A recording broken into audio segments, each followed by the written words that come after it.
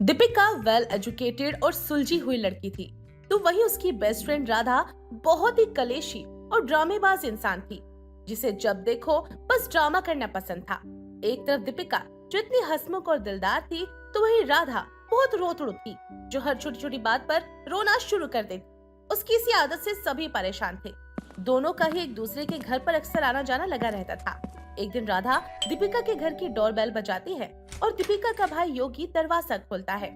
अरे यार, कौन सुबह सुबह मुंह उठा के चला आया? चैन से सोने भी नहीं देता कोई।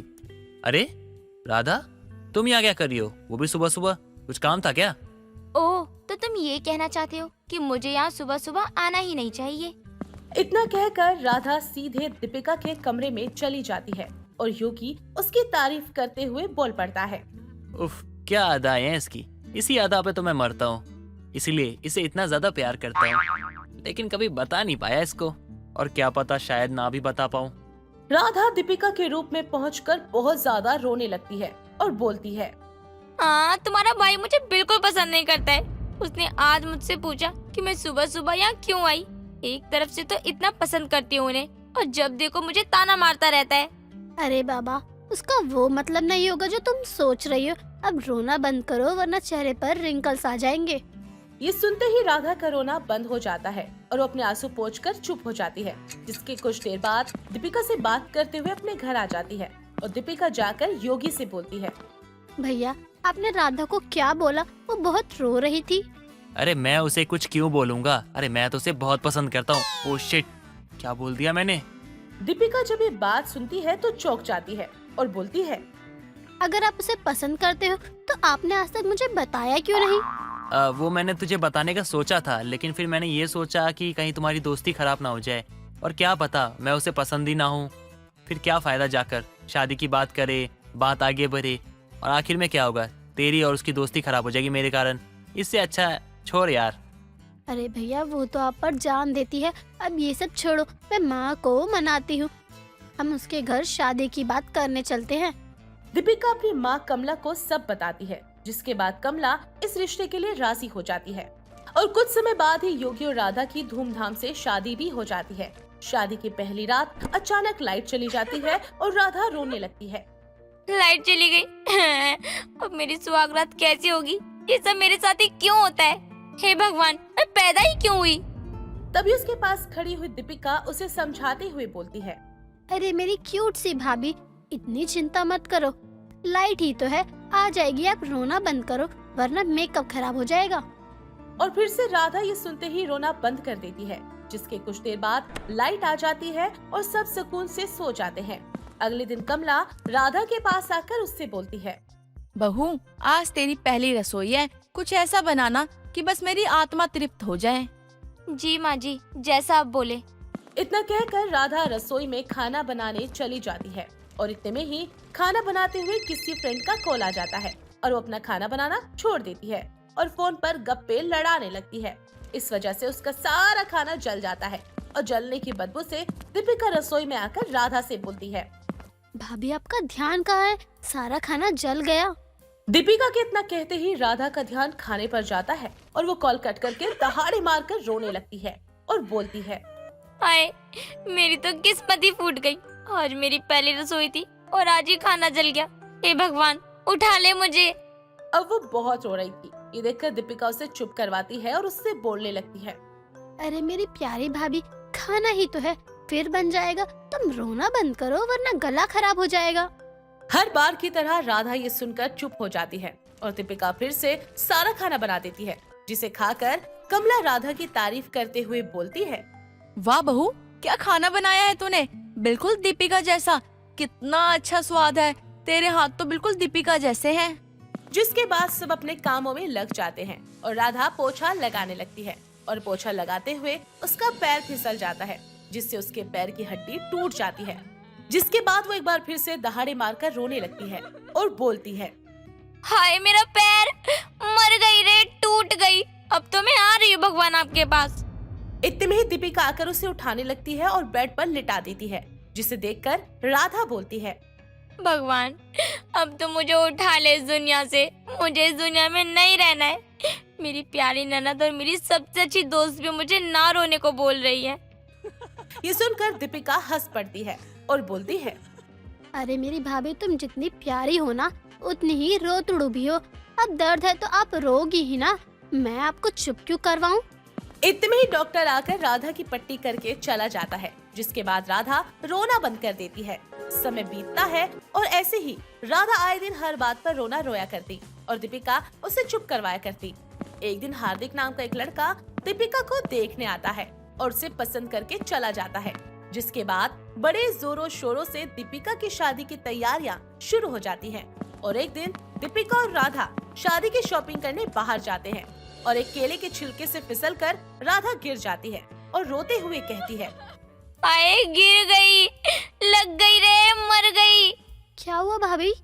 अरे देख नहीं रही है क्या, मैं गिर गई और तुम पूछ रही हो कि क्या हुआ। दीपिका राधा को सहारा देकर उठा देती है, जिसके बाद राधा अपनी खुद की किस्मत पर अफसोस करते हुए कहती है, मेरी तो किस्मत ही खराब है। अरे भाभी, इसमें किस्मत कहाँ से बीच में आ गई? देखो, केले का छिलका रास्ते पर था, तुम भी तो गिर सकती थी ना, लेकिन नहीं, मैं गिरी। दीपिका इस बात को इग्नोर करके थोड़ा आगे चलने लगती है और फिर जानबूझकर उसी रास्ते से निकलकर जानबूझकर गिरती है। ये देखकर राधा बोलती है, तुम जानबूझकर गिरी ना, पर ऐसा क्यों? भाभी, जिंदगी की यही रीत है, हमें कभी अपनी किस्मत पर रोना नहीं चाहिए। अगर भगवान ने आंसू दिए हैं तो खुशी भी देगा।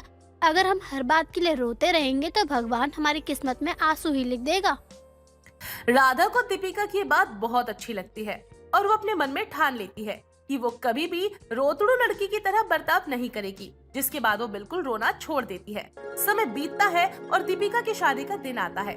शादी के बाद जैसे ही विदाई का समय आता है, दीपिका की माँ कमला दहाड़े मारकर रोते हुए बोलती है, अरे मेरी लाडो, मेरी गुड़िया, आज तो पराई हो गई, मैं कैसे रहूंगी तेरे बिना। एक तरफ कमला जहाँ इतना रो रही थी, वहाँ राधा साइड में खड़ी होकर मुस्कुरा रही थी। उसे देखकर कमला बोलती है, यहाँ मेरी बेटी की विदाई हो रही है और तू हंस रही है। माँ जी, मेरी प्यारी ननद अपनी नई जिंदगी की शुरुआत करने जा रही है, तो ऐसे में उसे रोतड़ू भाभी की तरह विदा थोड़ी ना करूंगी मैं। अरे मेरी प्यारी रोतड़ू भाभी, ये हुई ना बात। दीपिका अपनी मायके से मुस्कुराती हुई ससुराल की जिंदगी को अपनाती है और एक तरफ राधा ये सीख जाती है कि रोने से अच्छा है जो भी हो उसे मुस्कुराते हुए एक्सेप्ट करो। तो दोस्तों, जिंदगी बहुत छोटी सी है, हमें सिर्फ ये डिसाइड करना है कि जिंदगी को राधा की तरह रोते हुए जीना है या फिर दीपिका की तरह मुस्कुराते हुए एक्सेप्ट करके। लेकिन क्या आपके साथ भी कभी ऐसा हुआ है कि आपने रोतड़ू राधा की तरह बिहेव किया हो? अगर हाँ, तो अपना वो किस्सा हमें कमेंट में जरूर बताइएगा। उर्मी वैसे तो रसोई में बहुत कम जाती थी, लेकिन जब भी वो रसोई में जाती तो उसके बनाए खाने की सभी लोग बहुत ज्यादा तारीफ करते थे। लेकिन उर्मी के खाने से ज्यादा लोग उसकी आयुर्वेदिक रसोई की तारीफ करते थे। उर्मी को पूरे मोहल्ले के सभी लोग जानते थे। ऐसे ही एक दिन उर्मी अपनी खुशी से रसोई में खाना बना रही थी। तभी वहाँ पर उसकी माँ जानकी आती है और अपनी बेटी उर्मी से कहती है, हाय रे, मेरा सर तो दर्द के मारे फटा जा रहा है। पता नहीं इतना सर क्यों दर्द हो रहा है मेरा। क्या माँ, आप भी ना, दिन भर तो आप टीवी के आगे थी, तभी तो आपका इतना सर दर्द हो रहा है। पूरे दिन भर मैं टीवी के आगे नहीं थी, बस कुछ देर ही थी। वो क्या है ना, खाली बैठकर बोर होने से तो अच्छा ही है ना कि मैं थोड़ा टीवी ही देखकर अपना मन बहला लूं। तू भी कॉलेज में थी। माँ, कितनी बार कहा है आपसे, इतनी ज्यादा टीवी मत देखा करो। अब देखो, हो गया ना सिर में दर्द, आप अपना जरा भी ख्याल नहीं रखती हो। थोड़ा तो खुद पर ध्यान दो। कल को मैं चली जाऊंगी तो क्या होगा? बेटा, तू मेरा सर दर्द कम करना चाहती है या बढ़ाना चाहती है? तेरे जाने से तो मैं और भी अकेली पड़ जाऊंगी। पता नहीं कैसे रहूंगी। तब तो कोई मुझे सुनाने के लिए भी नहीं होगा कि मैंने ये किया वो किया। माँ, भले ही मैं आपके साथ न रहूं, लेकिन मैं अपने ससुराल से भी आपका पूरा ध्यान रखूंगी। हाँ, मुझे तुझ पर पूरा भरोसा है कि शादी के बाद भी तुझे मेरी फिक्र लगी ही रहेगी। लेकिन अभी जो सर दर्द से मेरी जान जा रही है उसका तो कुछ कर। मेरा सर फटा जा रहा है। माँ, आप अपने कमरे में जाओ, मैं अभी आपके लिए चाय बना कर लाती हूँ गर्मा गर्म, वो भी शुगर फ्री, और दालचीनी का लेप भी लगा दूंगी। आपको जल्दी से आराम मिल जाएगा और आप ठीक हो जाएंगी। ठीक है, मैं अपने कमरे में जा रही हूँ। तो जल्दी से अपनी आयुर्वेदिक रसोई का कोई जल्दी से इलाज ले आ। आज तक तेरी आयुर्वेदिक रसोई से तो मेरे सारे कष्ट मिटे हैं। माँ, अब बातों में समय खराब मत करो, जल्दी से अपने कमरे में जाओ, मैं आती हूँ वहीं। उर्मी की आयुर्वेदिक रसोई की वजह से उर्मी की माँ जानकी के सर का दर्द बिल्कुल ठीक हो जाता है और वो बहुत ही जल्दी अच्छा महसूस करने लगती है। उर्मी की माँ और उर्मी में बहुत अच्छी बनती थी। कई दिनों तक ऐसे ही चलता रहता है। कुछ दिनों बाद उर्मी को देखने एक अमन नाम का लड़का अपनी माँ सरोजा के साथ आता है। सभी लोग आपस में बातें कर रहे थे कि तभी सरोजा कहती है, आपकी बेटी तो बहुत प्यारी है, मुझे आपकी बेटी बहुत पसंद आई। भगवान के दया से हमें किसी चीज की कोई कमी नहीं है। आपकी लड़की हमारे घर में बहुत खुश रहेगी। जी, आपकी बातों पर हमें पूरा भरोसा है और जहाँ कोई कमी रह जाएगी वहाँ मेरी बेटी है तो। और आपको मेरी उर्मी की एक खास बात पता है, उसकी रसोई है आयुर्वेदिक, सभी बीमारी का इलाज है उसमें। अरे आज के समय में आयुर्वेदिक क्या होता है? हमें तो कोई भी परेशानी होती है तो हमारा एक फैमिली डॉक्टर है, हम सीधे उसी के पास चले जाते हैं, वही सही रहता है हमारे लिए। अरे जब दिक्कत परेशानी का इलाज आपकी रसोई में ही मिल जाएगा तो बाहर डॉक्टर के पास जाना ही क्यों? और वो भी आपको दर्द में राहत ही देंगे ना। और वही चीज आयुर्वेद में भी होता है। नहीं, ये सब बातें तो सूट करने के ऊपर होती है, हमें तो हमारी फैमिली डॉक्टर की दवाई सूट करती है। अरे हम यहाँ पे रिश्ते की बात करने आए हैं या फिर आयुर्वेदिक और डॉक्टर पे चर्चा करने? अरे अमन सही बोल रहे हैं। वैसे मुझे तो आप और आपका परिवार काफी पसंद आया, मुझे रिश्ता मंजूर है। बस अब आप अपनी राय बता दीजिए, आप क्या चाहते हो? राय क्या जाननी है, हमारे तो रिश्ते के लिए हाँ है। बस अब तो आपकी बेटी हमारे घर की जल्दी से बहू बनकर आ जाए, हमें और क्या ही चाहिए। बस शादी की तारीख तय करनी है अब तो। आपसी सहमति से रिश्ता तय हो जाता है। कुछ ही दिनों बाद उर्मी और अमन की शादी होती है। शादी के बाद उर्मी अपने ससुराल में सब कुछ बहुत अच्छे से संभाल लेती है। सब बहुत ही अच्छा चल रहा था। कुछ दिनों बाद जानकी के घुटनों में काफी ज्यादा दर्द होने लगता है। शाम को उर्मी जब अपनी सास के लिए चाय लेकर जाती है तो अपनी सास को चाय देते हुए उर्मी कहती है, माँ जी ये लो, चाय लाई हूँ मैं। आज तो आप अपने कमरे से बाहर ही नहीं आई। बहू अब क्या बताऊँ मैं, मेरे घुटनों में इतना दर्द हो रहा है, अपने कमरे से बाहर तक जाने की हिम्मत नहीं है, इसलिए बस मैं अपने कमरे में ही थी। अच्छा हुआ तू चाय लेकर आ गई कमरे में। माँ जी आपने मुझे क्यों नहीं बताया आपके घुटनों में इतना दर्द हो रहा था? बहू अब तुझे क्या बताना, कुछ देर में अमन आ ही जाएगा, तब मैं डॉक्टर से जाकर दवाई ले आऊंगी। माँ जी आप यहीं रुको, डॉक्टर के पास बाद में जाना। अभी मैं पहले आपके लिए आयुर्वेदिक इलाज लेकर आती हूँ। सुबह से दर्द में करा रही थी लेकिन अपनी बहू को बताया तक नहीं। उर्मी अपनी सास की एक बात नहीं सुनती और रसोई में जाकर अपना आयुर्वेदिक इलाज जल्दी से बना कर लाती है और अपनी सास के घुटनों में लगाने लगती है। तभी सरोजा बोलती है, बहू क्या लगा रही है, कुछ तो बता, कहीं तेरी आयुर्वेदिक रसोई के चक्कर में मेरे घुटनों का हाल बेहाल ना हो जाए। मुझे ये सब चीजें सूट नहीं करती है। माँ जी आप बस थोड़ी देर रुको, आपको आराम ना मिले तो बोलना। काफी देर तक उर्मी अपनी सास के घुटनों की मालिश करती है। इतनी मालिश के बाद सरोजा को थोड़ा आराम भी मिलता है और सरोजा कहती है, बहू तूने क्या लगाया है, अब तो बता दे।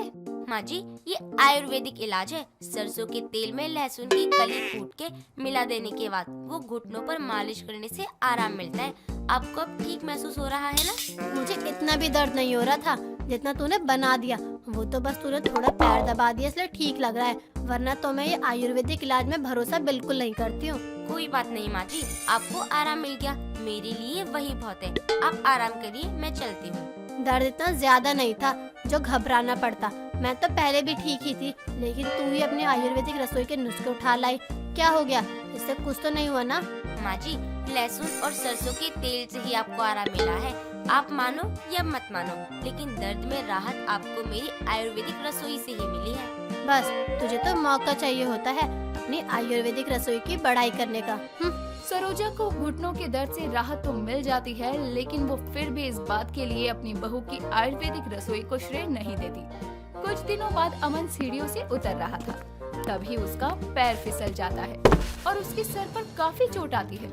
ये देखकर सरोजा और उर्मी दोनों काफी ज्यादा घबरा जाते हैं। तभी उर्मी का दिमाग चलता है और वो खून पर हल्दी लगा देती है, जिससे खून रुक जाता है और फिर सरोजा के बोलने पर अमन को डॉक्टर के पास ले जाया जाता है। डॉक्टर अमन की पट्टी कर देते हैं। उसके बाद उर्मी और सरोजा से कहते हैं, पहले आप लोग ये बताइए कि चोट पर हल्दी लगाने का आइडिया किसका था? देखा बहू, तेरी आयुर्वेदिक रसोई के चक्कर में परेशानी बढ़ गई। डॉक्टर साहब, चोट पर हल्दी मेरी बहू ने लगाई थी। क्या हुआ? ठीक तो है ना? कोई घबराने वाली बात तो नहीं है ना? अच्छा हुआ आपकी बहू ने चोट पर हल्दी लगा दी, वरना खून जिस तरह से बह रहा था ना, परेशानी बढ़ जाती। अब तो आपके बेटे खतरे से बाहर है। क्या? बस हल्दी लगाने से मेरे बेटा खतरे से बाहर है? मतलब कोई भी परेशानी नहीं है ना? जी कोई परेशानी वाली बात नहीं है। अच्छा हुआ हल्दी लगा दी थी, जिससे खून भी रुक गया और कोई इन्फेक्शन भी नहीं हुआ, वरना छोटी सी चोट बड़ी बनने में कोई समय नहीं लेती। आपकी बहू काफी ज्यादा समझदार है। इतना बोलकर डॉक्टर वहाँ से चले जाते हैं। ये सब बातें सुनकर सरोजा को अपनी बहू की आयुर्वेदिक रसोई की अहमियत समझ आती है और वो अपनी बहू से बोलती है, बहू मुझे माफ कर दे। अब तक मैंने तेरी आयुर्वेदिक रसोई को बस ऐसे ही समझा था, लेकिन आज जब तेरी वजह से मेरी बेटा खतरे से बाहर है, तू नहीं होती तो क्या होता बहू? माँ जी, आप क्या बोल रही हो? अमन जी मेरे पति है, अब उनके लिए ये सब करना तो मेरा फर्ज है ना। और आप फिक्र क्यों कर रही हो? मैं हूँ ना, सब ठीक हो जाएगा। देखिएगा, अमन जी को जल्दी ही होश भी आ जाएगा। बहू, तेरे होते हुए मुझे फिक्र करने की तो कोई जरूरत ही नहीं है। तू और तेरी आयुर्वेदिक रसोई सारे दुख दर्द हर लेती है। सरोजा को अपनी बहू की आयुर्वेदिक रसोई काफी ज्यादा पसंद आने लगती है और उसके बाद हमेशा उसे हर बात में वो उसका साथ देती है। ललिता गांव की रहने वाली थी। ललिता का एक भैंसों का तबेला था, जिससे ललिता अच्छी कमाई किया करती थी। कई लीटर दूध से ललिता की अच्छी खासी कमाई हो जाया करती थी। ऐसे ही ललिता एक रोज अपनी बहू रूपाली से कहती है, बहू, अब तो हमारे दूध का कारोबार भी अच्छा चल रहा है। मुझे लगता है इसे हमें आगे बढ़ाना चाहिए। हाँ माँ जी, दूध का बिजनेस तो हमारा अच्छा चल रहा है। लेकिन जैसे जैसे ललिता के दूध का कारोबार बढ़ता है, वैसे वैसे ललिता अपने ग्राहकों के साथ धोखा करने लगती है और दूध में पानी मिलाकर बेचना शुरू कर देती है। ऐसा करता देख एक रोज रूपाली उसे देख लेती है और वो अपनी सास से कहती है, माँ जी, ये गलत है। हम दूध में नहीं बल्कि अपने ईमान में मिलावट कर रहे हैं। ये सही नहीं है। बहू, क्या करती मैं? दूध की मांग इतनी बढ़ गई है और तबेले का दूध भी पूरा नहीं पड़ता। तो माँ जी, जितना दूध है उतना ही बेचते हैं और कम हो जाता है तो क्या ही होगा। अरे बहू, तो घर कैसे चलेगा? तुझे समझाना मुश्किल है। अभी तू जा यहाँ से। रूपाली अपनी सास की इस हरकत से परेशान हो चुकी थी। उसकी सास गलत कर रही थी, ये जानकर भी वो कुछ नहीं कर पाती और वो कुछ करने की सोचती उससे पहले ही लोगों की शिकायतें आने लगती हैं और ऐसे में लोग दूध लेना ही बंद कर देते हैं। ये सब देखकर ललिता परेशान हो जाती है और ललिता एक रोज अपनी बहू से कहती है, बहू, मेरा ईमान डोल गया था। मैंने दूध में पानी क्या मिलाया? 10 दिन के बाद से ही लोगों ने दूध लेना बंद कर दिया। कल वाला भी कई लीटर दूध फट चुका है और आज वाला भी फट ही जाना है। माँ जी, मैंने तो आपको पहले ही मना किया था कि आप दूध में पानी ना मिलाओ, लेकिन आपने मेरी सुनी नहीं बिल्कुल भी। बहू, कुछ तो कर, अब मैं क्या करूँ? ये बातें सुनकर रूपाली भी सोचती है, अब तो कुछ करना ही होगा। उसकी सास ने जो किया था वो गलत है, लेकिन तभी उसके दिमाग में एक आइडिया आता है और वो तुरंत अपनी सास से कहती है, माँ जी, कल और आज के सारे दूध को मिलाकर हम उसका पनीर बनाएंगे। बहू, ये मजाक का वक्त नहीं है, तू समझती क्यों नहीं? माँ जी, हम कल दूध का पनीर बनाएंगे। 5 किलो पनीर तो बन ही जाएगा। इतना दूध है हमारे पास और आज वाले दूध की दही जमा देते हैं और कल से ही पनीर के पराठों की दुकान लगाएंगे। आइडिया तो बुरा नहीं है बहू, लेकिन क्या तेरी दुकान चलेगी? वो तो हमें 1 हफ्ते में ही पता चल जाएगा माँ जी। अगले ही दिन रूपाली पनीर के पराठों की दुकान खोलती है, जिस पर बड़े बड़े अक्षरों में लिखा होता है, तवे का फ्रेश पनीर पराठा। और जैसे ही लोगों को पता चलता है कि गांव में पनीर के पराठों की दुकान खुली है, वैसे ही लोगों की भीड़ जमा होने लगती है और एक पराठे की कीमत सिर्फ 30 रुपए थी। अब तो दुकान खूब चलने लगती है। एक रोज ललिता की पड़ोसन कल्लो रूपाली की दुकान पर आती है और रूपाली से कहती है, बहू, बढ़िया चल रही है तेरी दुकान। कौन सा जादू किया है लोगों पर तूने? जहाँ ईमान है वहीं तो भगवान का वास है आंटी जी। ये बात अपनी सास ललिता को भी बता देती तो वो सारे गांव में दूध में पानी मिलाकर नहीं बेचती। बहू चल, अब आई हूँ तो एक पराठा खिला ही दे। अभी तो घर में खाना भी नहीं बना है। जी आंटी जी, अभी लगा देती हूँ आपके लिए पनीर पराठे की प्लेट। कल्लो को रूपाली पनीर के पराठे देती है और कल्लो भी उसे खाकर मन ही मन कहती है, क्या रोटी है, पराठा ही नाम है, जो भी है मस्त है। आंटी जी और पराठे लाऊं क्या? हाँ बहू, 2 और पराठे ला दे, खा लेती हूँ ना जाने मेरी बहू ने खाना बनाया भी होगा कि नहीं। ये कहकर रूपाली कल्लो को और पराठे देती है और वो इस तरह 5 पराठे खा जाती है और खाकर घर चली जाती है, लेकिन पैसे तो देती ही नहीं। ये देखकर रूपाली अपनी सास से कहती है, माँ जी, कल्लो आंटी आई थी और 5 पराठे थाप गई, और तो और बिना पैसे दिए चली भी गई। अभी देखती हूँ उस कल्लो को, अपना घर समझ रखा है क्या उसने?